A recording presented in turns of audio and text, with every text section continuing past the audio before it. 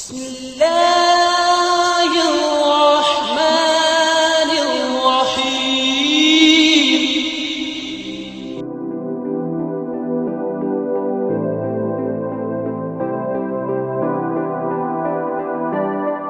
حضرت محمد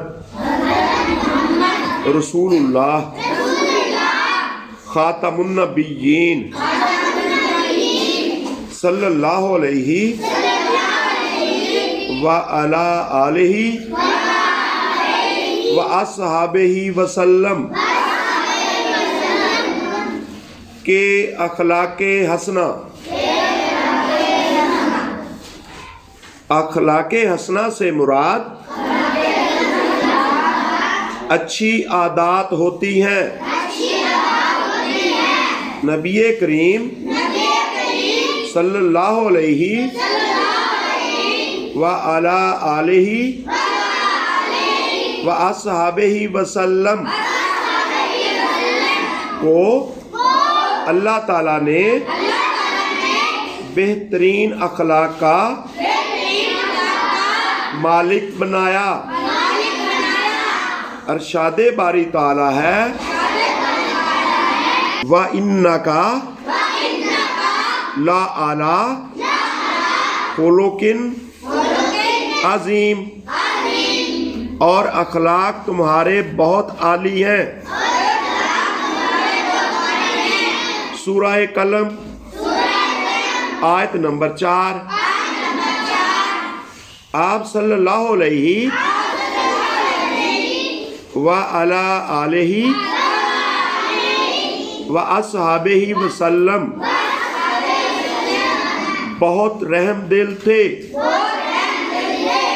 اور لوگوں کی غلطیوں کو معاف کر دیا کرتے۔ آپ صلی اللہ علیہ وعلی آلہ واصحابہ وسلم اپنے دشمنوں کے ساتھ بھی اچھے اخلاق سے پیش آتے تھے۔ آپ صلی اللہ علیہ وعلی آلہ واصحابہ وسلم صرف انسانوں پر نہیں بلکہ ہر جاندار چیز پر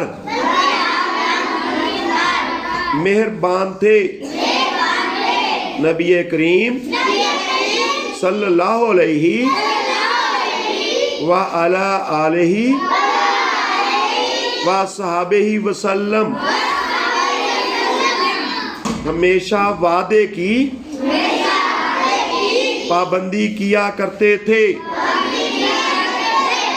آپ صلی اللہ علیہ وعلی آلہ واصحابہ وسلم کا ارشاد ہے لا دینا لمن لا عہد لہ، جو وعدہ پورا نہیں کرتا اس کا کوئی دین نہیں۔ مسند احمد حدیث نمبر 5140۔ ہمیں چاہیے کہ نبی کریم صلی اللہ علیہ وعلی آلہ واصحابہ وسلم کی سیرت پر عمل کرتے ہوئے اچھے اخلاق اپنائیں۔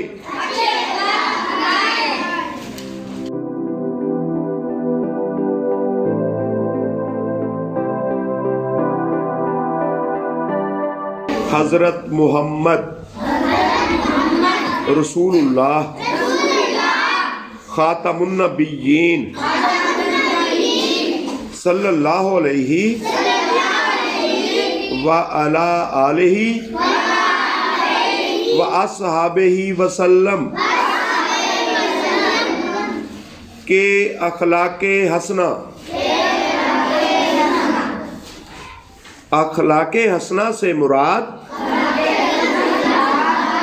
اچھی عادات ہوتی ہیں.